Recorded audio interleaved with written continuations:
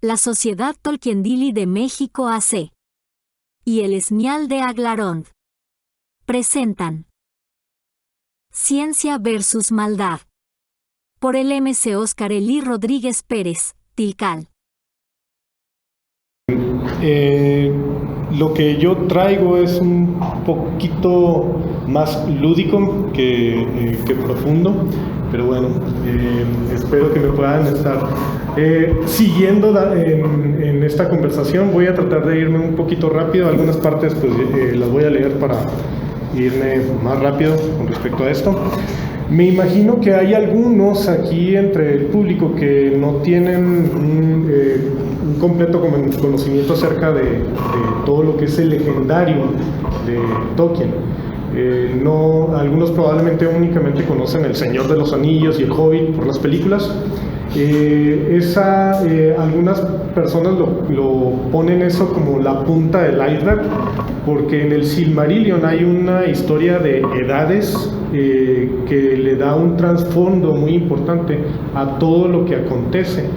Tanto personajes como ideas, conceptos que se ven en El Señor de los Anillos se ven reflejados ahí y no se alcanzan a comprender del todo si uno no voltea a ver lo que es el Silmarillion, el origen. Así que pues vamos a empezar por el principio, que sería el principio de lo que es el Silmarillion en su versión final. Tiene una parte que le llaman el Ainulindale, el canto de los Ainur, que es donde se describe el principio de este mundo. Y sin más, vamos rápido a echar una leída así a un pequeño resumen para darles una idea a todos aquellos que no lo conocen. En el inicio de los tiempos, Eru Ilúvatar creó a los Ainur, con quienes compartió su pensamiento para crear una música majestuosa. Ellos no lo sabían, pero al terminar su música, Eru Ilúvatar les mostraría una visión de algunas etapas del mundo que habían formado con esa música. La música representaba la historia completa de una creación desconocida para ellos. Sin embargo, aún al ver aquella visión, ellos no lograron observar más que algunas partes, y entre lo que vieron, se maravillaron sobre todo con los hijos de Eru, que despertarían en ese mundo.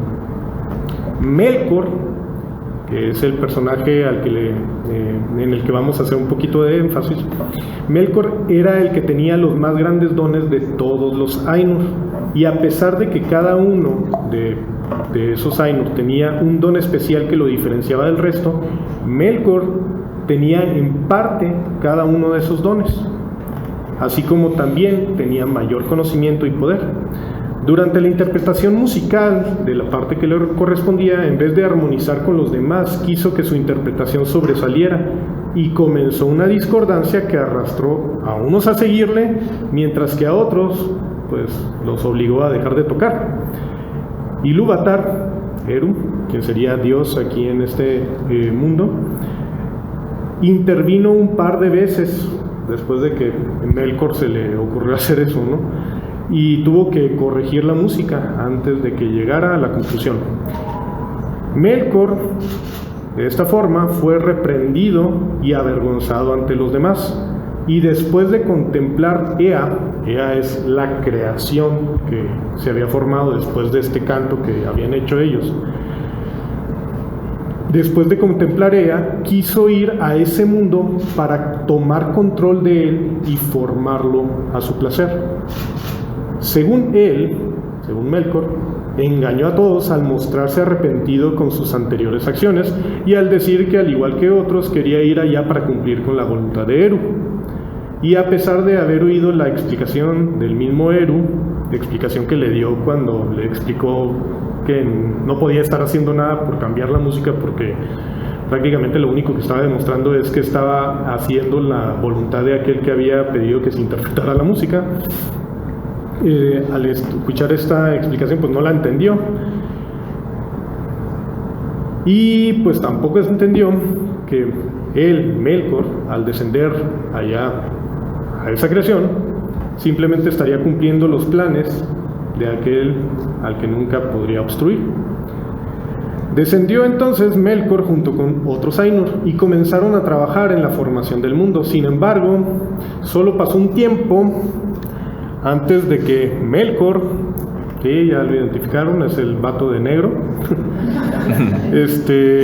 Pues después de estar discutiendo ahí con su carnal, que a propósito era el jefe de todos los Valar, que terminó bajando a esa creación, pues terminó haciendo lo que quiso, pero en contra de lo que estaban haciendo sus compañeros Valar.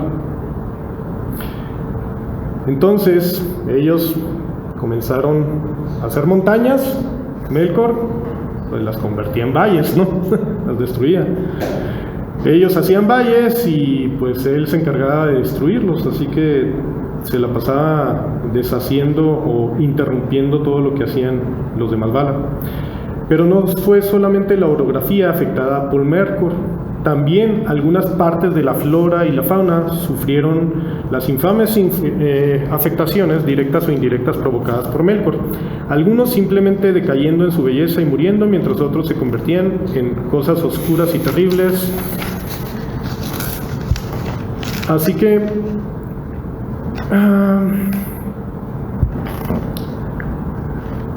terminó siendo el malo de la película. Entre los Ainur se encuentran los Valar como principales entre ellos, y los Maiar como ayudantes y sirvientes de aquellos. Entre los Maiar hubo quienes fueron seducidos por Melkor, y algunos fueron monstruos que le acompañaron en sus batallas.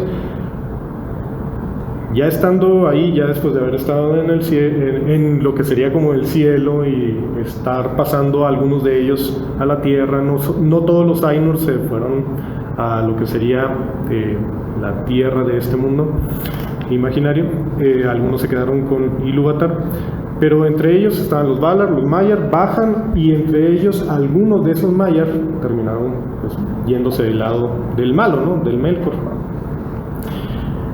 Y cuando despertaron los primeros hijos de Ilúvatar, eso es los elfos, Melkor fue el primero en saber de la llegada de los primeros nacidos y comenzó a capturar a los que se apartaban de los grupos.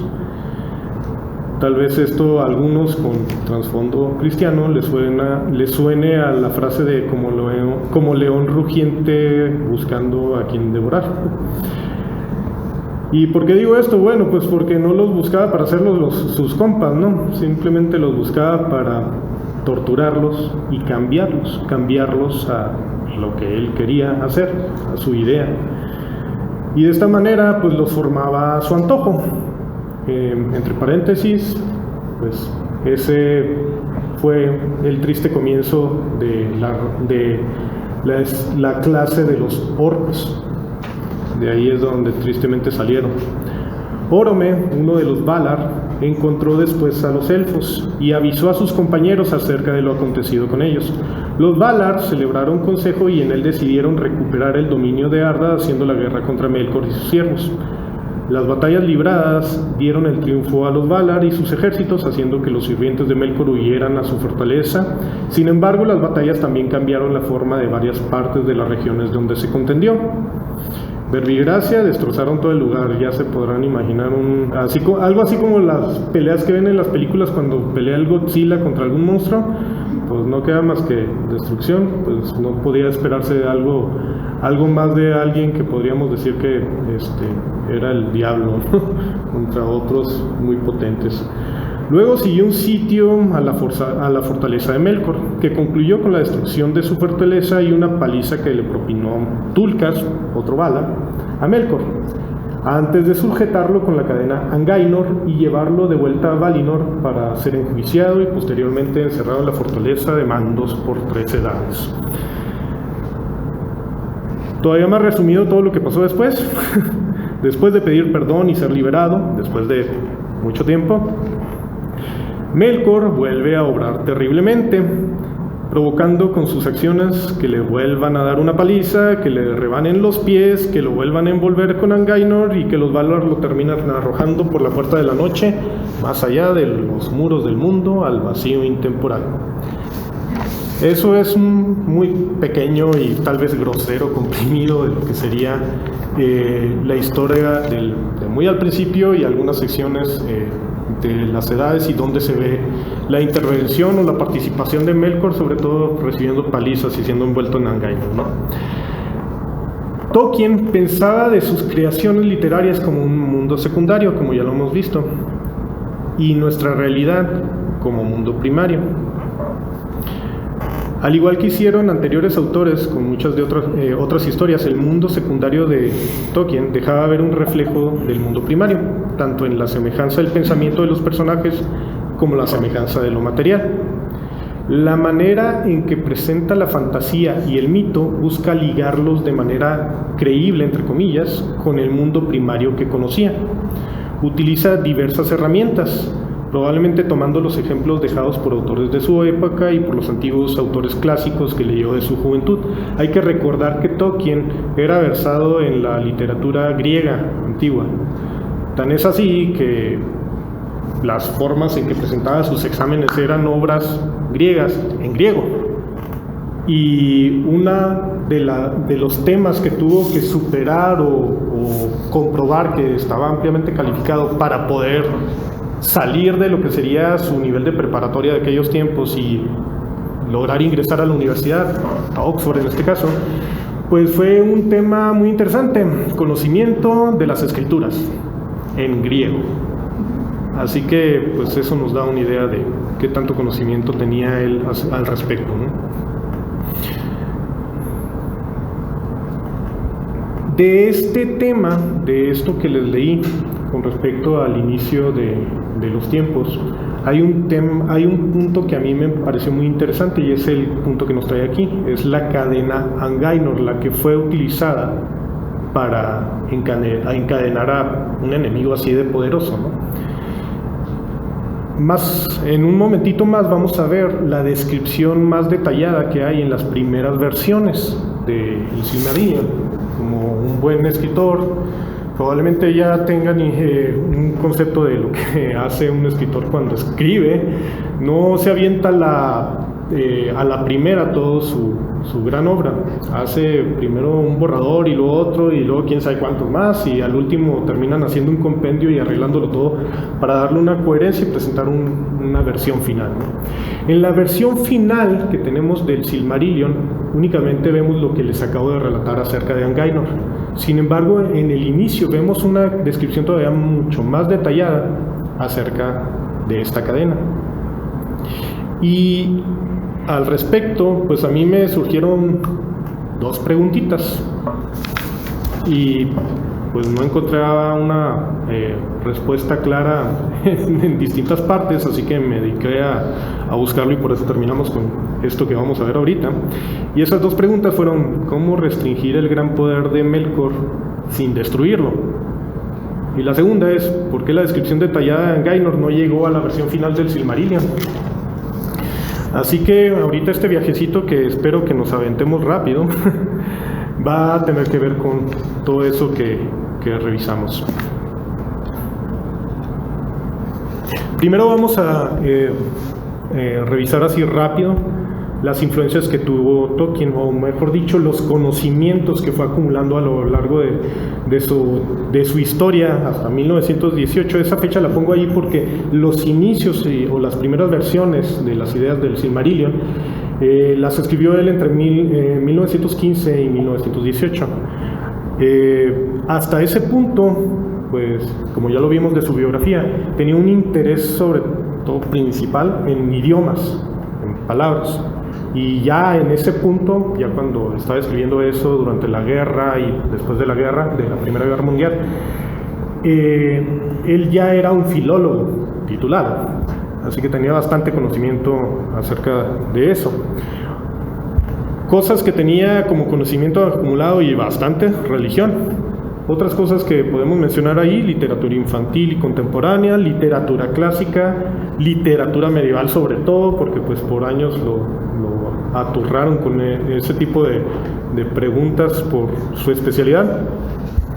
Pero también era no un pintor o artista plástico consumado, sin embargo era bueno haciendo eso. Así que desde pequeño tuvo mucho conocimiento acerca de pintura, acerca del uso de los colores. Y por último, pues la ciencia, lo básico que sería, digamos que para los universitarios de su época, aunque podríamos agregar que un poco más allá de lo de ellos, porque hay que tomar en cuenta que era bastante curioso, y si bien no se iba a meter en cosas a fondo como para volverse un matemático, un físico, que no lo era, sí era de las personas que muy probablemente estaban al pendiente de lo que era la divulgación científica de su tiempo, y obviamente iba a estar atento a conversaciones, sobre todo habiendo estado en la universidad, a conversaciones que pudieran haberse dado acerca de nuevos descubrimientos científicos, nuevos descubrimientos que se hicieron arqueológicos. Hay que recordar que en esta época, donde Inglaterra era todavía una potencia bastante importante, muchas de las exploraciones que se hacían eran de ingleses. Entonces, nuevos descubrimientos que venían de Medio Oriente, de África, del Círculo Polar Ártico, etcétera, pues era de excursionistas o expedicionistas ingleses. Muy bien. Entonces, ahorita pasemos rápido a ver lo que tiene que ver con el encadenamiento de Melkor. Y vamos a revisar algunos detalles que nos van a permitir ver algunas descripciones físicas de la cadena para que nos den una idea de dónde buscar o qué buscar. La primera partecita dice: he aquí que Aule, esto es sacado de esta primera versión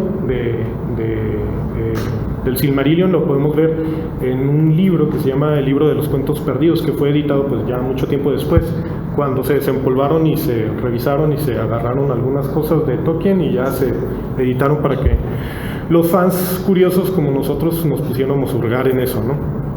Dice así: he aquí que Aule reunió 6 metales, cobre, plata, estaño, plomo, hierro y oro, tomando una porción de cada uno. Hizo con su magia un séptimo que llamó Tilcal, y este tenía todas las virtudes de los 6 y muchas propias, y un color verde brillante o rojo según variara la luz, y nada podía romperlo, y solo Aule era capaz de moldearlo. Luego forjó una poderosa cadena, haciéndola de los 6 metales soldados con hechizos en una sustancia de suprema dureza, brillantez y suavidad. Pero de Tilcal no tuvo bastante, sino que añadió un poco a cada eslabón. No obstante, hizo 2 esposas de Tilcal solamente y 4 grilletes de la misma sustancia. Ahora bien, la cadena se llamó Angaino, la opresora, y las esposas, Borotemnar, las que atan para siempre, pero los grilletes recibieron el nombre de Iterendi, porque no pueden ser limados ni partidos. Y sí, tal vez algunos de ustedes ya lo notaron, pero en esta primera versión no se le llama Angainor, sino Angaino. De hecho, hay otras palabritas que se cambian, como el nombre de Melkor, en vez de Melkor era Melkor al principio. Bien, de este texto, ¿qué es lo que sacamos? De Angaino y del Tilcal, ambos hechos con estos metales, 6 metales como ya revisamos. En el caso de Angaino, es 6 metales más aparte Tilcal. De las propiedades que podemos ver ahí, de Angaino, suprema dureza, brillantez y suavidad, y de Tilcal, todas las virtudes de los materiales, de los 6 metales y muchas otras, eso es lo único que nos dice. Otra propiedad, un color verde brillante o rojo según variara la luz, y nada podía romperlo. Si seguimos avanzando en el texto encontramos otras partecitas que dicen así: y pusieron la cadena Angaino alrededor del cuello y los brazos de Tulkas, que apenas podía soportar aquel gran peso. Tulkas, para quienes no lo sepan, entre los Valar, que eran los seres que estaban al nivel de Melkor, podemos decir que era en cuanto a fuerza física, era el non plus ultra, ¿no? Y si tenías una bronca, pues manda el Tulkas y ese vato está encantado y se va carcajeando a ponérsele a quien quiera, como sea, ¿no? Y sin embargo, aquí se ve que Tulkas estaba batallando. De aquí una característica física que podemos interpretar de aquí, pues simplemente peso. Era una cosa bastante pesada como para que el más fuerte no pudiera moverse libremente, ¿no? Siguiente, Manwë se aproximó al trono de Melkor e hizo ademán de arrodillarse, porque ese era el plan para hacer caer en la trampa al malvado. Acuérdense, están aquí tratando los Valar de atrapar a Melkor sin hacer más destrozo, porque en el pasado ya, en esta versión, en el pasado ya habían hecho mucho destrozo y no querían volver a hacerlo, así que trataron de idear un plan con el cual agarrarlo sin estar peleando tanto. Dice, pero he aquí que tal fue la ira que se inflamó en los corazones de Tulcas y Aule ante la escena, que Tulcas cruzó la cámara de un salto a pesar de Angaino. Otra vez, están haciendo énfasis en el peso de la cadena. Y aquí me gusta pensar que esa era una de las razones por las que Melkor también le tenía tanto miedo a Tulcas, ¿no? No querían encontrarse con alguien así. Y Tulcas le asestó un golpe a Melkor en los dientes con el puño de hierro, y él y Aule lo cogieron y sin demora lo envolvieron 30 veces en las brazos de Angaino. Tulcas, por cierto, sacó a Melkor a la rastra hasta delante de los portones, y allí Aule le puso en cada muñeca una de las Borotemnar y en cada tobillo una de las Iterendi, y el Tilcal se tiñó de rojo en contacto con Melkor, y esas trabas nunca desde entonces soltaron esas manos y esos pies. Yéndonos otra vez a la tablita, aquí ya nuevamente podemos, más bien dicho, y ahora ya podemos agregar unas cuantas cosas más. Muy pesada y muy larga, la cadena Angaino, y de Tilcal, aparte de todas las demás propiedades, añadimos ahora que se tiñó de rojo al contacto con Melkor. Recordando lo que vimos ahorita de lo que eran los conocimientos acumulados de Tolkien, vamos a empezar a revisar algunos puntos para ver de dónde pudieron haber salido ideas. Primero que nada, vamos a regresar a esto del concepto de magia, y aquí podemos ver ahora sí de palabras del propio Tolkien, cómo es que se expresaba él, o de cómo se veía esto de la magia en sus obras. Y ahí, resaltando en amarillo, pueden ver las partes así más significativas. No he empleado la magia consistentemente, decía él. Su magia, refiriéndose a lo que hacían los elfos, es arte. ¿Por qué decía esto? Bueno, pues porque él no tenía una palabra adecuada a eso que estaban haciendo los elfos, pero él no lo estaba queriendo poner como magia. ¿Por qué? Vamos a verlo al final de esta misma partecita. Dice, su magia, la de los elfos, es arte, despojada de muchas de sus limitaciones humanas, más fácil, más rápida, más completa. Su objetivo es el arte, no el poder. Y aquí viene probablemente el por qué no vinculaba esa palabra magia con los elfos. Dice, el enemigo en formas sucesivas se centra siempre naturalmente en el mero dominio, y es también el señor de la magia y de las máquinas. Haciendo una revisión de lo que son las palabras que vienen ahí relacionadas con esto, ahí en el Silmarillion, podemos ver que magia, únicamente en español nada más la vemos una vez. En inglés se ven 2 veces. Magos, la palabra magos se utiliza una vez, tanto en inglés como en español. Se le asigna, como ya vieron ahí, a los hombres, cuando ven a los Istari. Los Istaris, pues es el grupo de magos, vamos a decirle así, al que pertenece Gandalf. Y sin embargo, esta palabra en inglés es wizards, dando una connotación más de hombre sabio, más que de un magician, que es un poquito distinto. Las palabras hechizo o hechizos, pues 26 veces, en Canto 19. Ciencia, sin embargo, como pueden ver, en español se observa 23 veces. Conocimiento, 12 veces. Metales 15 veces. ¿Por qué lo puse aquí? Bueno, pues porque tiene importancia para lo que estamos viendo nosotros de una cadena metálica. Y metalurgia, sorprendentemente, en español viene una vez. Sin embargo, en inglés no se utiliza metalurgia, se utiliza metalwork, que es una palabra que confiere un concepto más como antiguo y no vinculado con la tecnología, así como lo mencionaba hace un momento Sandino. Esto desvinculaba en cierta forma esta idea, porque eso fue dado, esa palabra se estaba utilizando para un elfo que había sido un gran herrero con grandes conocimientos, que los había aprendido también de los Valar, y estaba desvinculándolo de lo que hacía el enemigo. Vemos aquí entonces cómo es que se le da pues bastante importancia a lo que es la ciencia y el conocimiento, muy por encima de lo que es la magia como palabra, como con pequeño concepto así de algo pues, al estilo de lo que se conocía probablemente en las historias de hadas para aquellos tiempos, incluso para nuestros tiempos. Vemos aquí la importancia para los que son fanáticos y para los que les gusta todo esto del lore,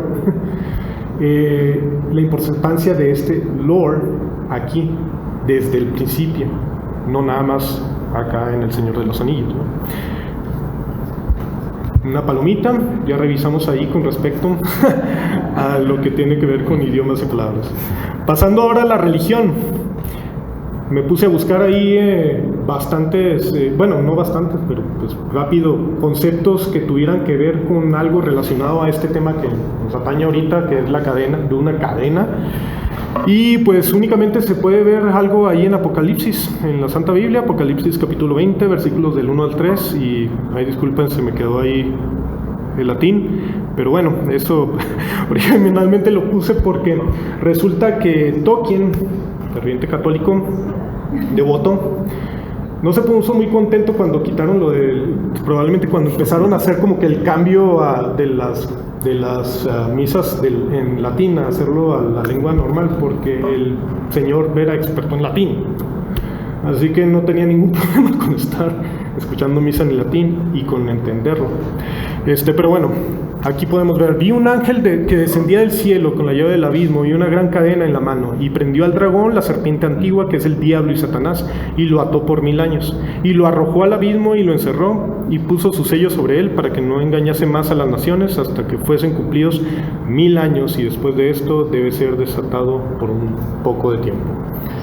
Si esto no es un buen ejemplo de una buena idea para un ser celestial que viene con una gran cadena para amarrar al enemigo supremo, al enemigo máximo, pues creo que no sé qué es entonces. Más adelante, en los versículos 9 y 10, dice, y de Dios descendió fuego del cielo y lo consumió, y el diablo que los engañaba fue lanzado en el lago de fuego y azufre, donde estaban la bestia y el falso profeta, y serán atormentados día y noche por los siglos de los siglos. Si recuerdan la última parte de la que platicamos ahí del resumen que puse de la Ainulindale, bueno, no de la Ainulindale, del Silmarillion, se ve que al último pues ya los Valar se fastidian de Melkor y lo vuelven a encadenar, lo agarran y lo tiran al vacío intemporal, ¿no? Lo lanzan para afuera. Esto muy bien podría ser una referencia a, si no completamente consciente, pues sí inconsciente de dónde pudo haber salido la idea, ¿no? Ok, de aquí, de lo que es la parte de religión que concierne al stock de información que tenía Tolkien, pues no podemos sacar mucha información que tenga que ver con materiales. Sin embargo, estamos viendo que definitivamente es una muy buena referencia de dónde pudo haber surgido la idea de utilizar un instrumento así en una situación así. Así que, otra vez palomita. Muy bien, y de este cuadro pues ya podemos simplemente palomear también la parte del encadenamiento de Melkor, el concepto, estamos viendo ya de dónde pudo haber surgido. Saltamos ahora a literatura medieval, el Cantar de Roldán. El Cantar de Roldán es un poema épico que se escribió en el siglo XI, alrededor del año 1100 después de Cristo, ¿no? Sin embargo, trata de una batalla que se llevó siglos atrás, en el año 778. No voy a meterme en muchos detalles acerca de este canto, simplemente que es medieval, y recordemos todos, Tolkien era un experto en literatura medieval. En esta obra hay una pequeña mención de algo que llama la atención. Dicen al respecto de la espada de Carlomagno, que era un arma muy especial. Dice, su espada joyosa, que ahorita estaba discutiendo ahí con Joey al respecto, y bueno, esa es la traducción que se les ocurrió, no sé por qué, pero bueno, así le llamaban a la espada en español. Dice, su espada joyosa que jamás tuvo su par, cambia de color 30 veces al día. Es algo bastante peculiar, y no encontré otra referencia, al menos de la poca literatura medieval así a la que le eché mano para algo que fuera un metal que cambiara de color. Así que pues bueno, este registro sencillo muy bien podría darnos una idea de dónde vino un metal que cambie de color. Las Edda, pues bueno, es un compendio de historias que se escribieron después de recolectar un montón de historias transmitidas de forma oral, que tiene que ver con, bueno, todo lo que tiene que ver con la mitología nórdica, y creo que probablemente todos estamos relacionados con las películas de los Avengers y de Odín, Thor, etcétera, etcétera. Bueno, de ahí salieron todos estos personajes, y obviamente Tolkien también conocía esto. En esta historia hay una cadena especial que los habitantes de Asgard le pidieron a los enanos que fabricaran para lograr apresar o lograr atar a un ser muy poderoso que no podían atar con nada, y al que le tenían miedo, porque entre otras cosas pues estaba como que profetizado que iba a matar a Odín al final de los tiempos, ¿no? Entonces pues lo quiero amarradito, restringido, pues ¿cómo le hago?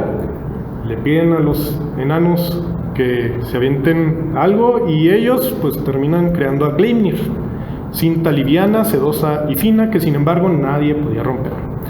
Y como ya leyeron probablemente varios de ustedes, ahí están los ingredientes. ¿Qué es lo que tiene de peculiar esto?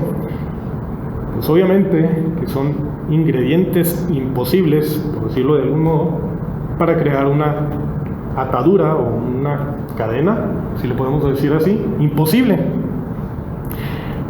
Para hacer algo imposible, ¿no? Atar a una criatura, a un enemigo poderosísimo que nada podía contener. ¿Y qué es lo que estamos viendo ahí? 6 materiales. 6 materiales que están ahí para crear un material final con ciertas características que ya estamos viendo anteriormente. Y sí, podemos ver que ya tenemos palomeado de trancazo pues varias de esas casillitas que teníamos, ¿no? Tenemos la idea de dónde surgió algo que sea cambiada, que cambie de color. Creo que me equivoqué. Ay, disculpen, creo que me equivoqué con el resaltado. Tenemos las ideas ya de dónde pudo haber salido lo de los metales, lo de los materiales, y tenemos la idea de dónde pudo haber salido también lo de los cambios de color. Aquí algo que quiero resaltar también con respecto a lo de los metales, no es nada más a la parte esta de lo de la cadena Gleipnir, es que como parte de la literatura nórdica, los números también tenían una importancia no menor. Había varios números que tenían un significado. El número 3, el número 9, que tenían que ver con lo divino, con la buena suerte, con lo mejor. Y el número 6, pues como son los 6 metales estos, pues no está incluido ahí para nada, entre esos números especiales. Pero el 7, según algunos, sí tenía cierta connotación. No como el número 7 de lo que es el concepto del cristiano bíblico, sino como algo especial para ellos, algo que dejaba ver una cosa, un evento o algo que iba a tener un acabado final, iba a ser completo, algo que iba a durar, algo que iba a tener una larga duración y mucha resistencia. ¿Qué es lo que estoy diciendo aquí? Bueno, no son los 6 materiales, sino el 7º material o el 7º objeto que se logra con estos 6 materiales imposibles, lo que al final termina teniendo una larga duración, una imposibilidad de ser destrozado, destruido. Si vamos a eso, podríamos estar tratando de suponer, ok, habría la posibilidad de que Tolkien tomara esa referencia para ponerla ahí, ya sea consciente o inconscientemente. Pues no lo sabemos, en ninguna parte lo ponen explícitamente, pero podría haberlo pensado. Aquí en esto se me estaba pasando algo. También hay que aclarar lo siguiente. Estos materiales imposibles para crear una cadena imposible. Y de lo que usó Aule fueron materiales completamente posibles, no solamente en el mundo secundario, sino también en nuestro mundo real, aquí, en nuestro mundo primario. Y fueron usados para confeccionar algo bastante aceptable para la realidad de ese mundo secundario. Si bien, pues probablemente no con todas las características como para decir que estuviera en el mundo primario. Pero aquí estamos viendo, una vez más, que Tolkien está dándole un énfasis a la realidad reflejada ahí en esa ficción, más que estar jalando algo completamente imposible para tratar de acomodarlo en una historia que tenga referencia con él.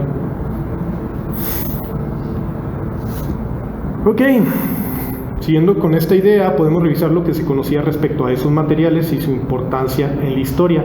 La principal relación que se puede observar entre los 6 metales elegidos, mejor poner acá porque aquí se ve mejor, cobre, plata, estaño, plomo y hierro, es que todos tuvieron una participación en el avance de la civilización a través de las diversas eras que conocemos.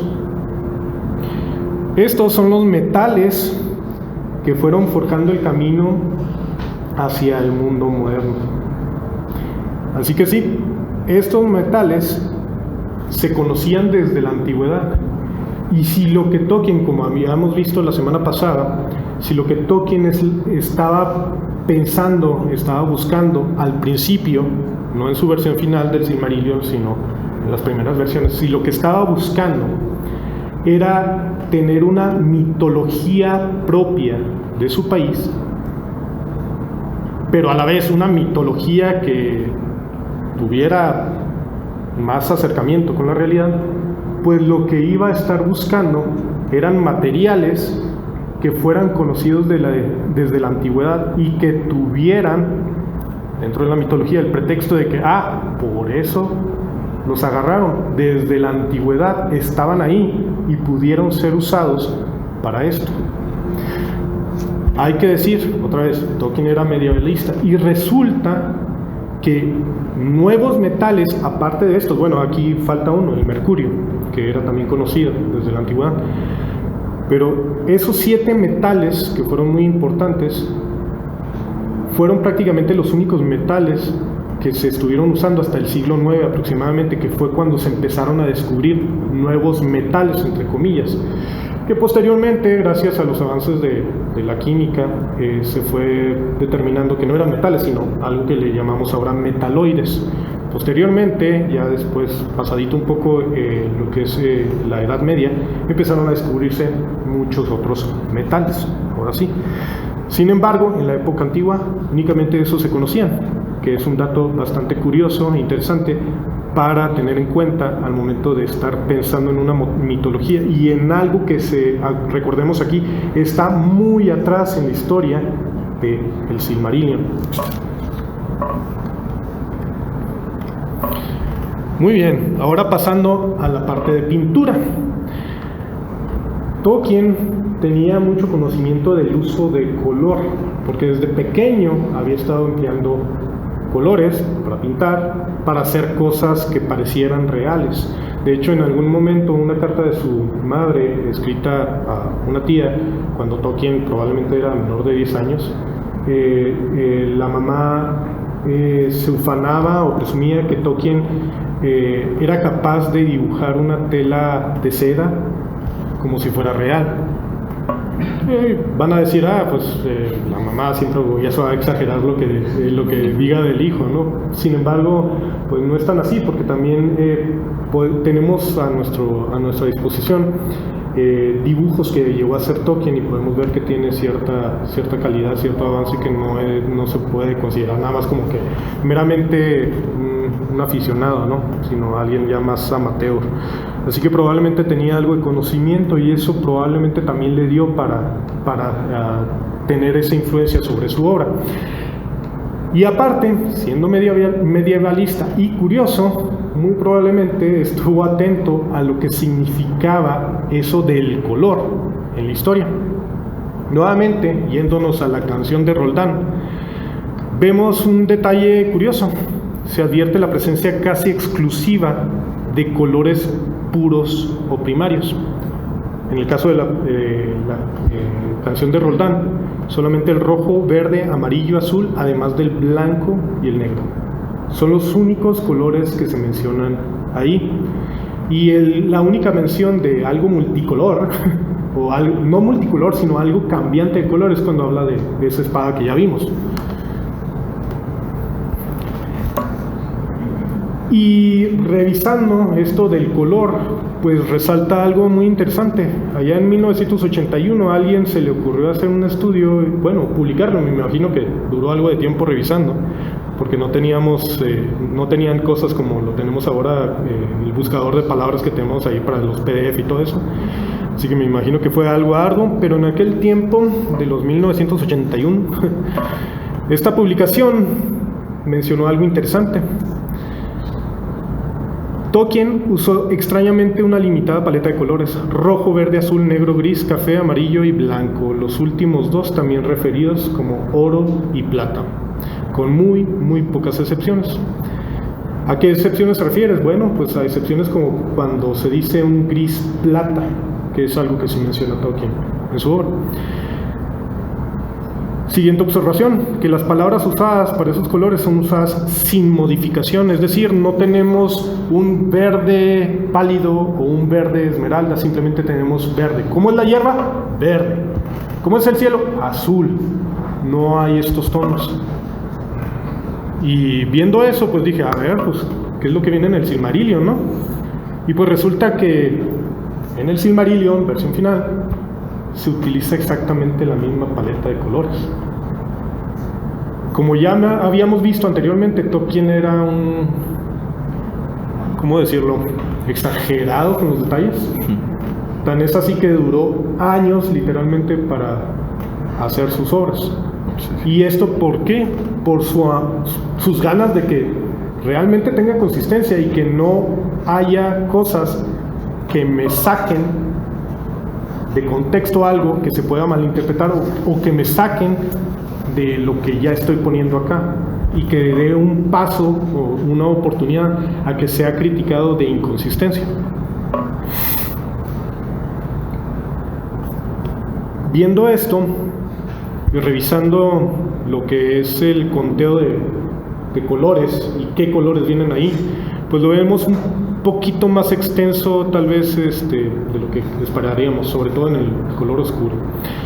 El café, que sí fue utilizado también en El Señor de los Anillos, aquí en el Silmarillion solamente se utiliza una vez y es para definir el color de cabello de un personaje. Sin embargo, vemos el uso de todos esos colores, de todas esas palabras. Viendo esto, pues dije, ok, ¿hay alguna relación de esos colores con un significado en la época medieval que nos pudiera llevar a determinar algún significado de la cadena, de por qué era tan poderosa con esos metales que están ligados a ciertos colores? Pues resulta que ahí ya se vuelve confusa la cosa, ¿no? Y aquí es donde empieza uno a llevarse las sorpresas, bueno, en donde empecé a llevarme las sorpresas de que tal vez no iba a encontrar lo que estaba buscando, pero sí otra respuesta. En la época medieval, el verde tenía dos connotaciones. El verde significaba el mundo natural, pues todo lo verde es vida. La primavera, etcétera, etcétera, inspira sentimientos como la fuerza, la inmortalidad y evoca la idea de esperanza. Ese concepto tal vez lo podríamos tomar para el color verde que aparece en el Tilcal, acá se menciona en las primeras versiones. Y el rojo resulta que también tiene dos connotaciones, buenas y malas. Y de aquí, pues si quisiéramos agarrar de acuerdo a lo que vimos en la primera versión y cómo es que el Tilcal se tiñó de rojo una vez que estuvo en contacto con Melkor, pues podríamos decir, ok, pues esta es una connotación negativa. De las dos que tiene ahí en el medioevo, podemos quedarnos con la final. asociadas al fuego del infierno, al pecado de la lujuria, como amor mal canalizado hacia los placeres corporales. Pero ¿qué hacemos con esto? Aquí podríamos decir, ok, pues sí, sí me ayuda para decir que de ahí pudo haber salido un texto, pero bueno, nos vamos otra vez a lo que dice Tolkien de sí mismo y utilizamos como base lo que mencionó ahí en su ensayo sobre los cuentos de hadas, publicado allá, bueno, no lo publicó, lo dio en una plática en 1939, tiempo para el cual ya había terminado las primeras versiones del Silmarillion, y podemos ver aquí algo de cómo concebía el concepto del color o cómo influía esto en la creación de historias fantásticas, ¿no? Él decía, la mente que pensó en gris, amarillo, también concibió la noción de la magia que convertiría el plomo gris en oro amarillo. Crear un mundo secundario en el que un sol verde resulte admisible, componiendo una creencia secundaria, ha de requerir que, con toda certeza, esfuerzo e intelecto y de exigir una habilidad especial. Esto definitivamente nos deja ver que tenía una fuerza importante el conocimiento del color dentro de su obra. Y esa fuerza no estaba nada más dada de modo particular, sino que le ayudaba a mantener una consistencia en su obra, una consistencia de significado. ¿Esto por qué? Pues resulta, como ya vimos allá en la canción de Roldán, resulta que es un texto que se empezó a concebir como el primero en dar importancia a la simbología dentro de la época medieval. Y ese contexto exigía, bueno, ese contexto y ese simbolismo que estaba allí en la época medieval, exigía que el significado de las cosas fuera clara. Y eso no permitía que se diera una variedad de matices. El meter matices se podría haber visto como algo confuso para quien estuviera leyendo una obra, para quien estuviera viendo un vitral, para quien estuviera viendo un dibujo. No sé si recuerdan algunos dibujos de la época medieval, obras donde los dibujos no tienen perspectiva. Son personas, animales, árboles, etcétera, que están en un plano únicamente. No tienen profundidad algunos de ellos. Hay algunas partes donde sí, pero lo que tratan de hacer es darle un énfasis a lo claro, lo sencillo, para que no haya una confusión. Viendo esto, de lo que decía Tolkien, pues me surgió una pregunta aquí en esta parte cuando habla del plomo gris en oro amarillo, pues hace una referencia ahí a la alquimia, ¿no? Y cuando te vas a la alquimia, encuentras allá de cosas de 1600, terminando ya la época medieval, ves conceptos que se dieron, imágenes, figuras que se dieron en una época de oro, por decirlo así, para la alquimia. Resulta que en esa época, por alguna razón, todo el mundo empezó a tratar de encontrar la piedra filosofal. ¿Para qué? Pues para transmutar el plomo en oro, para hacerse rico, para hacerse poderoso. Y era el énfasis principal que se le daba. Pero para lograr esto necesitabas conocimiento alquímico. Y ese conocimiento que se daba y que se transmitía entre la gente que se relacionaba con esto, tenía que ver con cosas esotéricas, ocultas, que tenían que ver también con la magia y con cosas que no se podían explicar muy bien, pero que ahí estaban, ¿no? Y que podían funcionar, y funcionaban, decían. Aquí podemos ver en esta figura una sumatoria o un resumen del concepto de los metales importantes para la alquimia y los conceptos alrededor. Esto que ven aquí ustedes es la representación de los 7 metales más importantes para la alquimia. ¿Y cuáles son? Casualmente, los que estaba diciendo Tolkien que estaba utilizando para el Tilcad, más el mercurio. Pero ¿qué pasaba? Que esos 7 metales que estaban metidos ahí en la Tierra, por eso los ven aquí enterrados, estaban relacionados, según la alquimia, con los planetas, con el Sol y con los planetas y la Luna.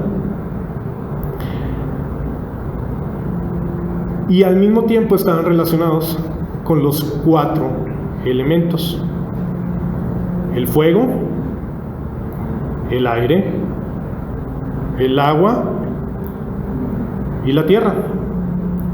Y cada uno de esos elementos estaba relacionado con cosas, con animales o con seres que los manejaban. Por eso es que ven aquí una salamandra.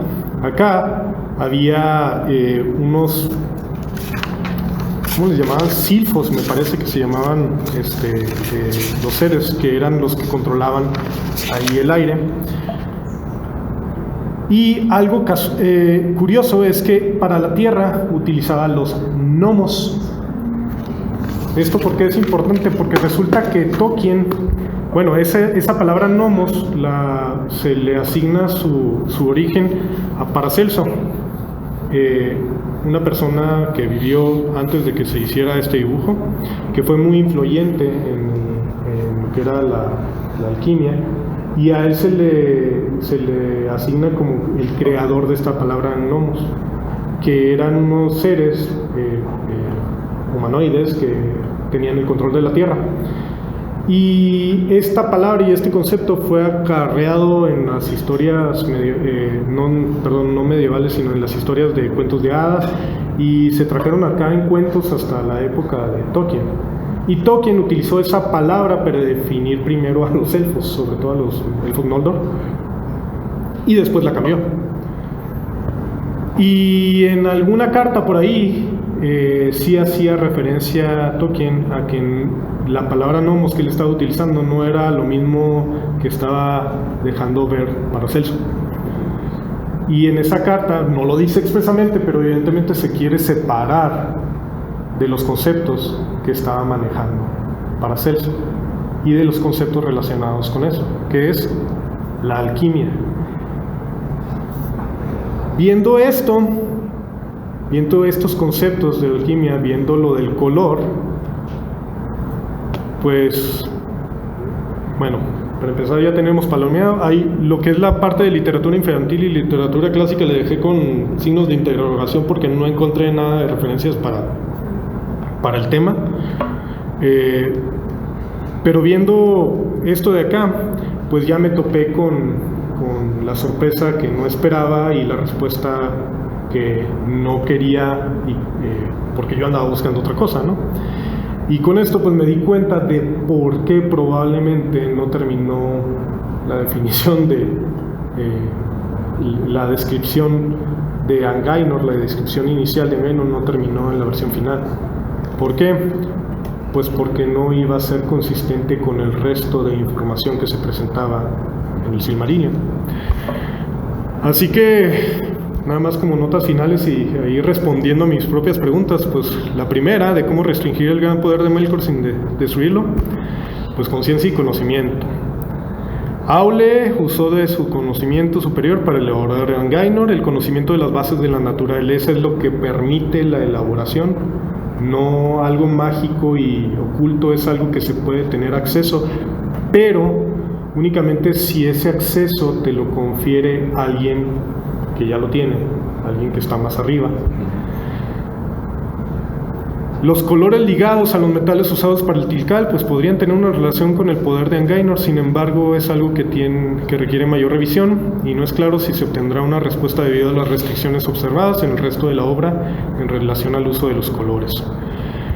¿Por qué la descripción detallada de Angainor no llevó a la versión final del Silmarillion? Bueno, el conocimiento a nivel superior está velado y deberá quedar velado de acuerdo a lo que está en la historia, no para evitar las cosas buenas que puedan provenir de sus aplicaciones, sino para evitar la inevitable corrupción de las intenciones, como ha sucedido a través de las edades. Ejemplos como qué, pues como muchas cosas que se hicieron ahí, ¿no? Si alguien tiene conocimiento del Silmarillion y recuerda a Fëanor, que fue el que creó los Silmarín, puede darse una idea de a qué me refiero, ¿no? ¿Fue un gran conocimiento el que llegó a tener los Silmarils? Sí. ¿Y cuál era el objeto de tener estas grandes joyas? Pues arte, no era el poder. ¿Y en qué terminó? En querer tener poder y dominio. ¿Por qué? Por efecto de los Valar y de los elfos, pues no tanto, sino por la corrupción introducida por Melkor. Queriendo evitar dejar algo tan poderoso en manos de gente corruptible, pues sabes que mejor lo dejó oculto. Pensando yo en el mundo secundario de Tolkien, esa podría ser una probable respuesta del por qué no voy a terminar diciéndote más o menos cómo hice una cadena de este poder, si al último vas a terminar agarrándola y, por ejemplo, terminar usándola para encerrar a los Valar, ¿no? Y el último punto, la consistencia en cuanto al tema de los colores que ya mencioné, que eso fue muy importante y ya vimos que sí tiene una importancia interesante, lo cual fue una buena sorpresa para mí, agradable, no para mi objeto de investigación, pero para darme cuenta de cómo es que el conocimiento que tenía Tolkien acerca del color y de su significancia a través de la historia, terminó trasladándolo a su obra para darle consistencia también. Con esto termino. Espero que se les haya quedado un poquito de información y espero que no haya quedado muchas preguntas, porque ya nos pasamos un poquito del tiempo. Así que si alguien tiene preguntas o algún comentario. Primero un aplauso, ¿no?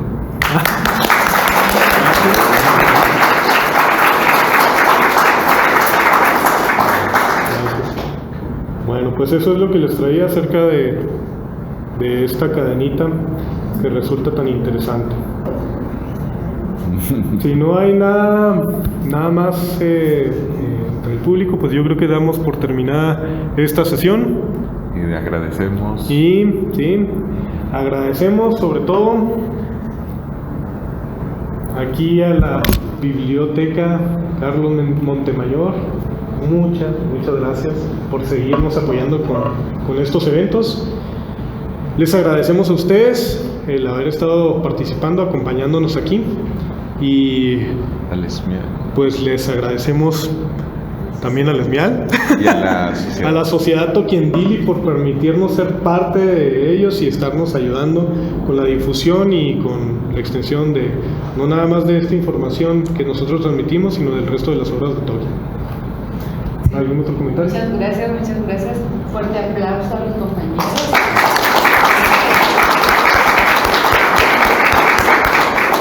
Excelente participación, y como el sábado pasado igualmente muchos conocimientos, y tenemos bastante que profundizar todavía en el tema para los que no sabemos mucho y también para los que dominan el tema. Y comentarles que todavía siguen las actividades todo el mes. Seguimos teniendo varias participaciones el próximo sábado, no, pero el 23, sábado 23. Tenemos todavía el viernes 15, el jueves 21, el viernes 22 de la participación, y el sábado 23 todavía hay bastante programa. Ahorita tenemos la proyección de los apéndices, la primera parte, porque sí están un poquito largos para los que gusten acompañarnos. Y pues si siguen consultando nuestras redes, igual que las redes de la Lesmial de Ágaro, para consultar todas las actividades, todo lo que tenemos también aquí en la biblioteca. Muchas gracias por su participación. Recordarles, no sé si les van a decir de anotarse los que falten. Oh, sí, por favor, los que falten de anotarse ahí en la lista de asistencia, ¿no? Recuerden que eso va también para participar en la rifa de la moneda conmemorativa del aniversario luctuoso de Tolkien. Así que no olviden, por favor, dejarnos ahí sus datos. Muchas gracias nuevamente y que tengan muy buen fin de semana. Gracias.